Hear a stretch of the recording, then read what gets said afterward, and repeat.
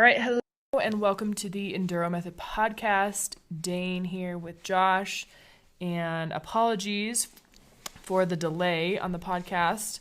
We were traveling over the holidays, and of course we thought we were going to do it, and never did. Didn't happen. So, but we're here now. We're back. Happy New Year. 2022 is here. 2021 was a great year for me, but I think everyone's looking forward to a new year. Better than last year. But yeah, so today we are going to be talking about 5 basic things that we wish we would have started doing earlier or sooner. Yeah, my 5 things, I'm kind of looking at this from a bike perspective. So kind of on the bike things that I wish I would have started earlier. And the one of the things that not on the list, but is not on the bike would be training, but that's one that I've kind of always been doing. But if I hadn't been training, that would have been on my list for sure. Mm-hmm. What's your list kind of made up of? A little bit of both? I had a harder time with this because I started this sport later in life. Yeah. Well, I definitely started the sport part of it later in life.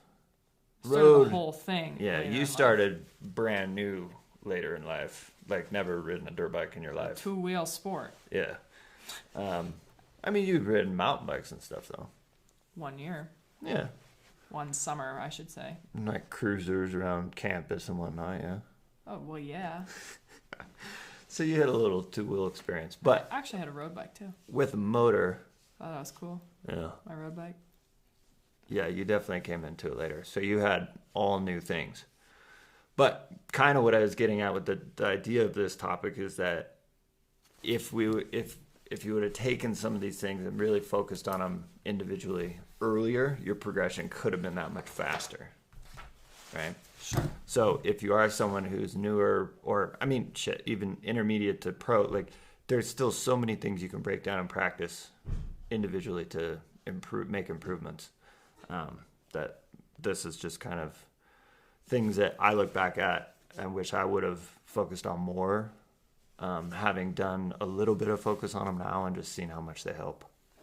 Mm-hmm. And then, continue to work on them because they're kind of endless, I think. Yeah.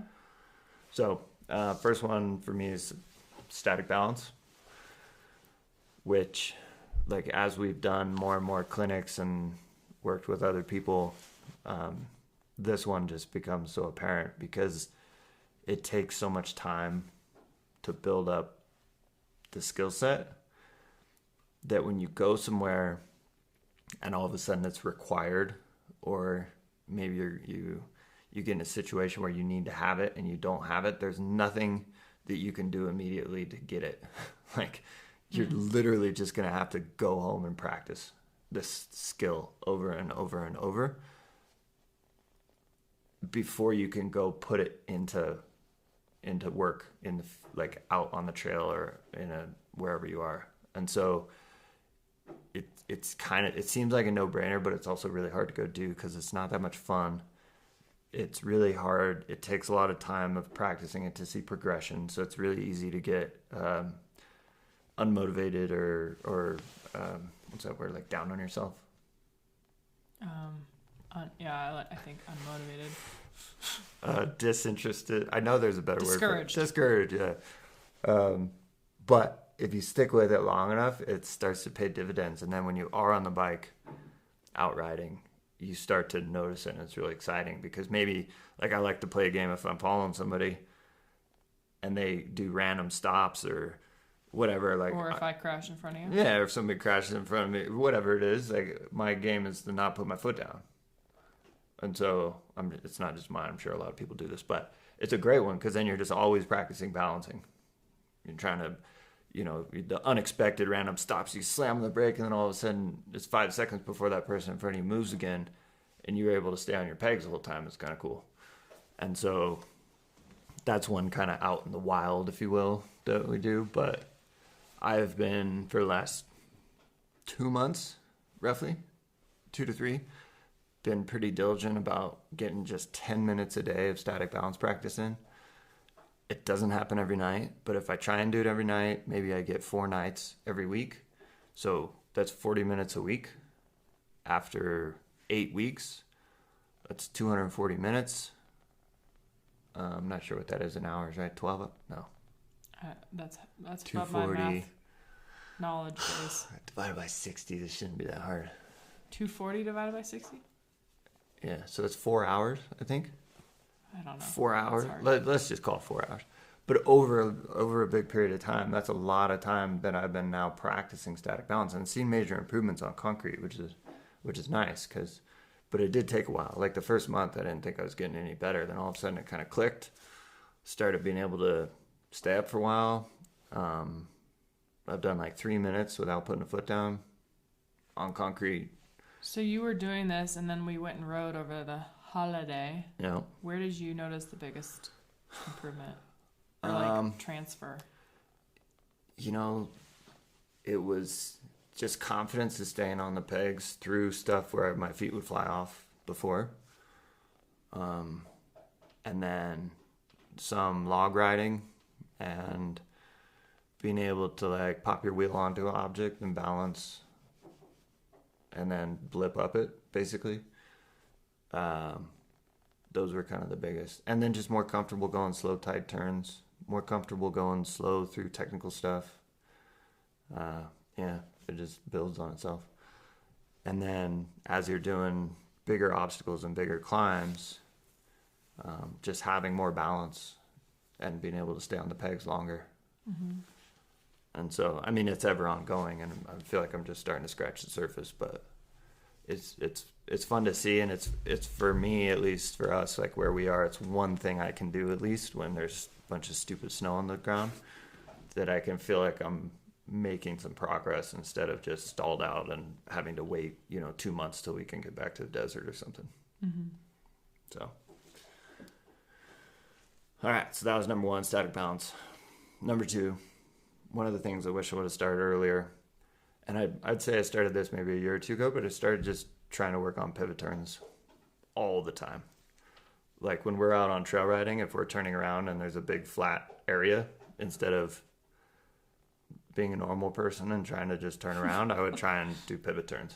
Show off. Well, right, and that's what everybody kind of thinks, right? It's like, what are you trying to show off? It's like, I'm not trying to show off, I'm just trying to learn the skill. And it paid off, because then I started to get more comfortable, more confident, and then pretty soon it changes how you perceive trails, because you're never scared you can't turn around. And so I used to have to, it's like driving around with a trailer, right? You always want to know where your exits are, like what you're getting into when you're pulling into a parking lot.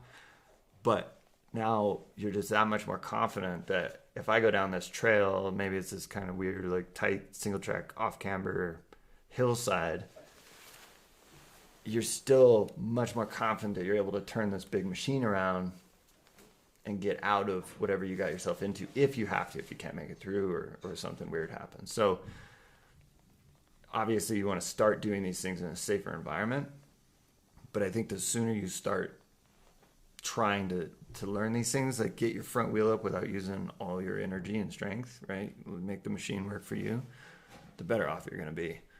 And then if you do a drill of this and just make yourself, I'm going to do 10 of these before I load my bike up for the day, right? When you get back from your ride, or if you have the ability to do it at your house or whatever. But because it's real easy to do one, you're like, oh, sweet, I did one. And then not do another one for the whole day. It's like you have these opportunities to get 40 reps in throughout the day. And being able to manipulate your front wheel over terrain is probably one of the best things for, hard enduro, for skills, I would think. Low level. Just say riding in general. I mean, any kind of trail riding. You never know when you're going to come across a log or whatever. Log, rock. Maybe you're pointing in a slightly wrong direction. You want to point a little bit different direction before you get going. Yep. Pop your wheel over. Mm-hmm. Yeah. So that's one that I did start decently early, but it should have been even earlier. and not feel like it's not something like you're trying to show off. It's just you're basically just trying to get comfortable working a skill, and the more reps you get, the better off you're going to be. Number 3 would be a more advanced version of this, I guess, would be like double blip stuff, but I would just say getting unstuck. So again, from a trail riding background, like getting stuck is not something you want to do, so we avoid it at all costs, basically. But if you would actually went out and practiced getting yourself stuck. But it happens. Yes, it happens all the time. But instead of treating it like something you're avoiding at all costs, putting yourself in situations, again, in a safe environment to where you can work on getting unstuck and getting reps doing that pays massive dividends. So high centering yourself on a log and practice getting over that log without pushing, right? Because it all boils back down to being able to ride your bike over these things and conserve energy. Yeah, not use strength and leverage and all that. I mean, leverage maybe because it's a little bit more efficient, but I would say being able to use the bike to get yourself over these things and get yourself unstuck. I think, logs, rocks, putting your rear tire in a hole, putting your front tire up against something when your rear tire's in a hole, whatever. Along with that would be really learning to pay attention to where your tires are doing and where they're at. So when you're in these scenarios, the other good part about practicing these things is you can really take your time and look around without feeling this pressure from a group or from your significant other potentially when you're out on the trail, right? To get going and get moving, or in a race. And so you can really look at the situation and then kind of accumulate all this knowledge to then use in the future. All right, number 4, the slow wheelie. I really wish to God I would have started this as soon as I started riding again, because if I had known how long this stupid thing would take, at least now I'd be a little bit better at it. It's ridiculous. And I'm sure it's different for other people, and I'm sure there's people out there who pick it up super fast, but apparently I'm not one of them. It's taken a long time. It's still taking a long time. But the other things that you gain from practicing this thing over and over and over, and I mean over and over and over, is just clutch control. You're really tuning in to how minute those changes are and need to be. So yeah, it's been, and you just get that much more comfortable with your front wheel being up and higher. So in the hard enduro world, very important, being able to make those small adjustments, and that will go back, if you can start practicing the slow wheelie stuff. There's some great YouTube videos out there on this as well, and it's going to help your pivot turns. It's going to help your double blip stuff. It's definitely a show off skill, right? I mean, it's super cool. And it looks cool. But I think there's a lot of practical stuff you can take away from it, and it's pretty fun. I mean, it's annoying. It's kind of like static balance. Like, it's going to be forever until you feel like you're getting somewhere, but then when you start to get that balance point at the top, and I mean, I still drag my foot all the time, but it's still pretty cool. I was going to say, I feel like they've even, I remember that wheelie assist thing? The wheelie stopper? What is it? What was it? The thing that made you not go all the way over? Yep. Yeah, so there's manual, they call it manual, right? Because you're not moving, but it's like manual practice. And so there's a lot, they're pretty common. I'm talking about like a thing that was invented that you put on your bike that's like, it helps you with the wheelie. Yes, there's a couple different versions of that. But I was saying, like, somebody invented something and sold it to get you better at the wheelie. Yeah. That's how important it is. I've honestly contemplated building one for the mountain bike. I'm putting it in the garage. Oh, is it a mountain bike thing? Well, there's the manual, right, which is no pedal wheelie. So you got to be going down a slight hill or go real fast. And then there's the dirt bike version, which is out there, but that one looks pretty spendy, and it's got to have wheels, and it's all a bunch of moving parts. But I could do a wood one for the garage. So it would be I just haven't got to it yet. All right, slow wheelie. Number 4, start sooner than later. You might go through a couple fenders, but it's all part of the game, I think. Last one, number 5 for me. And this one, I mean, we all do in the beginning, but then we don't know what we're doing. And I think it just takes constant, diligent awareness. And the sooner and the more attention you pay to this, the better off you're going to be. And that's weighting the pegs, holding pressure. I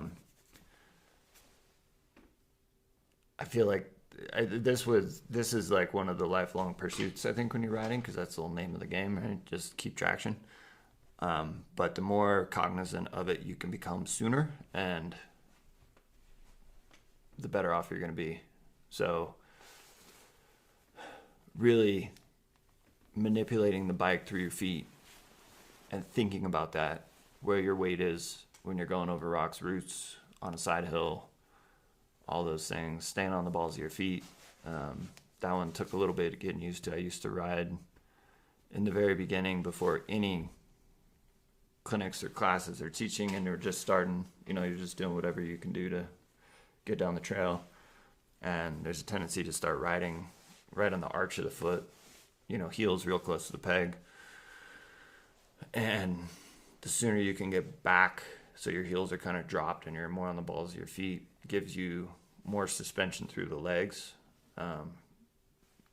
It moves your weight back a little bit more on the bike.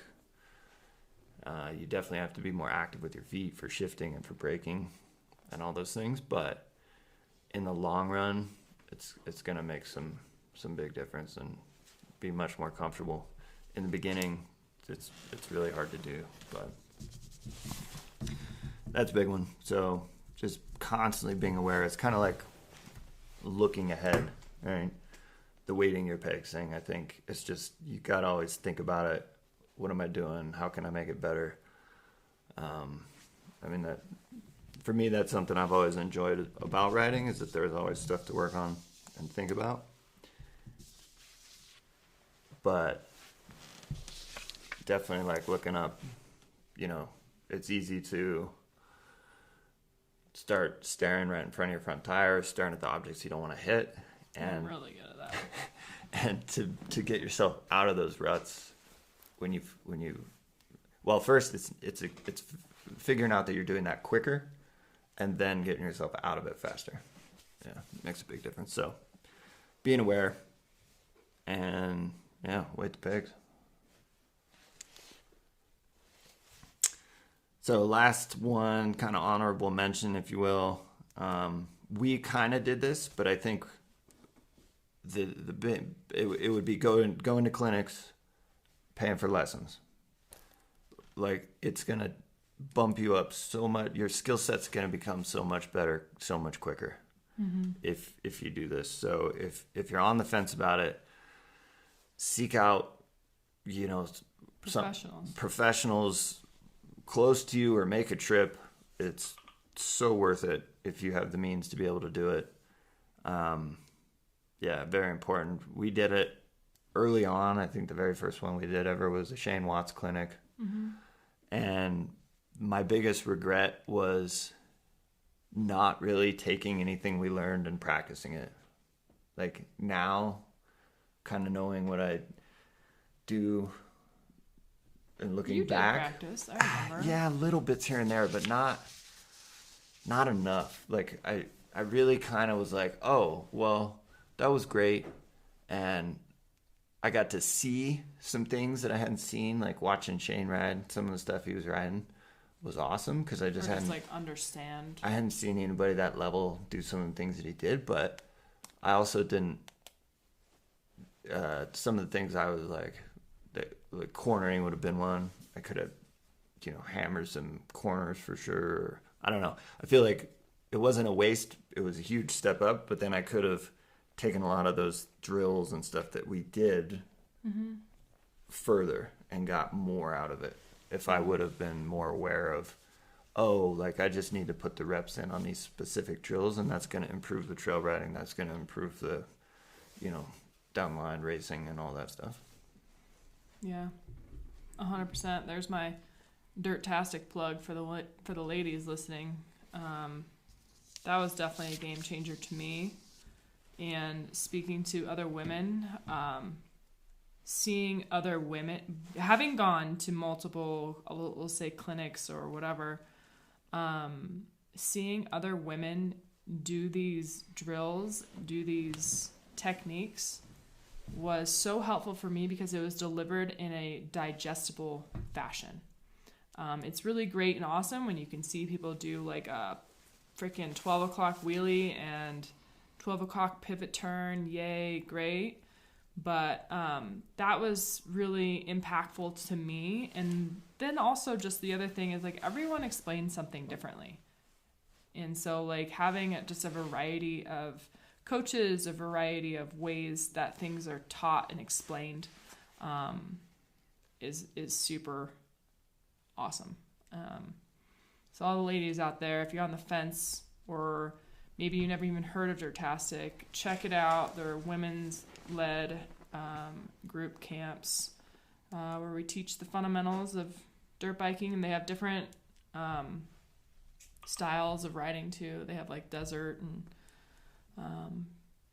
I think she's trying to do a trials one. I just saw that with Kylie, which would be super awesome. But anyways, different disciplines, I will say, of riding, but check that out. That's shameless plug for Dirtastic, and I'm lucky to be a Dirtastic coach, so you'll get to see me too, maybe. Yeah, and I mean, along with that, some of the other ones we've done is with Destry Abbott and Cooper a couple years ago at DAA training. What is it? Max Off-Road, Max Gersten, Rich Larson's.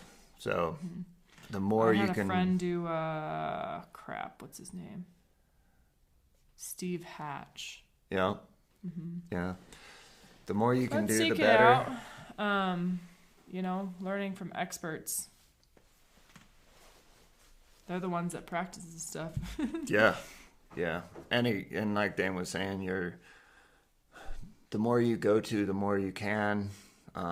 Maybe you got people you ride with who ask questions. Why'd you do this? Why'd you pick that line? Yeah, I was gonna say, or maybe it's even people that are better than you riding. Yeah, seek out the people. Have to be you maybe don't even have to pay for it. Yeah. There's always stuff to learn. Yeah. Super fun. So that was it. 5 things I wish I would have started doing earlier, or just more of. And so going to continue this trend moving forward and see where it goes. Mm-hmm. So those are my 5. Dan, what do you got for your... So, I mean, a lot of mine are similar. I don't need to repeat the static balance stuff. The pivot turns, I would say 100% for me as well. And the wheelies, I would kind of lump that into just learning how to get my front tire up. And then the one thing I wanted to add, mine are pretty plain. I wish we would have started Enduro Method earlier, the business. Ha ha. And I wish I would have started dirt biking earlier. Ha ha. I started as an adult. I don't know how old I was. 23. I'm 31 now. That's when I first bought my dirt bike, but it's still not second nature. But looking ahead, I feel like I don't know if I'm just making excuses because I'm like, this is not like normal for me. Like, stop staring right in front of you. And it sounds like everyone else does this too. So, but I would think like maybe if you were learning that as a kid, like if you were to give me a volleyball, I would start, or basketball. Like we go to the basketball court and it's like, I haven't played basketball in how many years now? Over 10.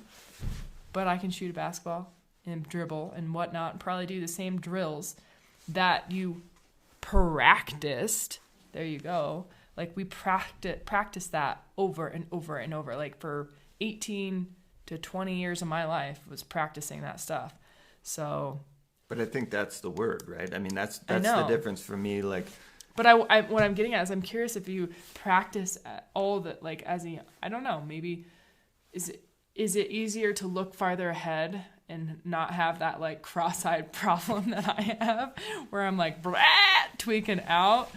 I would be curious, is it more ingrained? Is it more habitual for somebody that maybe grew up dirt biking, whereas I'm a ball sport person where probably I mean, but that's what I try. If there's one message I would like to picking try my line, I was never taught to pick a line. get across in this whole thing is like just start practicing your sport. It's literally practice, because that's what we used to do. Say basketball, we'd practice 5 days a week, and we'd play one game. Yeah, basically dirt biking, we play fucking games all weekend and no practice. That's all it is. So that's like what I'm trying to say is practice, practice, practice. Yeah. Your learning curve goes up. Your enjoyment curve goes up. You can make all your friends jealous by getting not much better than them, not much quicker. Like, that's the whole point. Yeah. So one thing I wish I would have started earlier, dirt biking. One of my things was mechanicals. It's almost like I wish I would have started, and I wish I currently do, is just kind of learning more about the mechanic piece of the bike. My mechanic sitting here next to me, giving me an eye roll. But yeah, I mean, honestly, like, I play the girl card on that or whatever, but I should really learn more about the stuff about bikes. That's how bad it is. I don't even know what you'd call it. So that's one thing for sure. I would like to pay more attention to that. Yeah. At least. I mean, you got some basics down. Yeah. I mean, I just use time as my excuse, but I mean, really, I have no excuse. But yeah, pretty much the same, similar. But yeah. Things we wish we would have started doing earlier. Yeah, and now it's just keeping them going and yeah, for sure, reaping the benefits. Yeah, but we hope that you find this valuable. Maybe it incentivizes you to start doing some of these things. Yeah, new year, new you. New year, new you. That's cute. Yeah. But thanks for listening. If you want to contact us, enduromethod.com. You can also find us on Instagram and Facebook at Enduro Method. I guess it's a thing to leave reviews. Make sure they're only 5-star. My rule with reviews, by the way, which is a good rule to follow, I think, is if you don't have anything good to say, don't say anything at all. Really? I'm on another chain. I'm like, if you hate it. Okay, yeah. Actually, I do. I go like on reviews and I click the 1-star. I'm like, all right, what did they say? Yeah. No, leave what you feel it's worth. And that also helps us try to make things better. So yeah. Or maybe if it's a negative review, just send us a DM. Put it up there. Put it up there. Yeah, so, apparently that's a thing. I listen to podcasts all the time, and I haven't added that in there. I've never left one review, and I listen to a shit ton of podcasts. I haven't either. Yeah, so. Anyways, if you're up for it, give us a review. And then, find us if you have any topics we want to cover. There have been some questions that we've got sent in that we are going to be hitting shortly. So just add as some we more. keep rolling these podcasts out. But yeah, if you got some topics or things you got questions on or ideas, send it our way. Yeah. And Happy New Year. Happy New Year. Cheerio.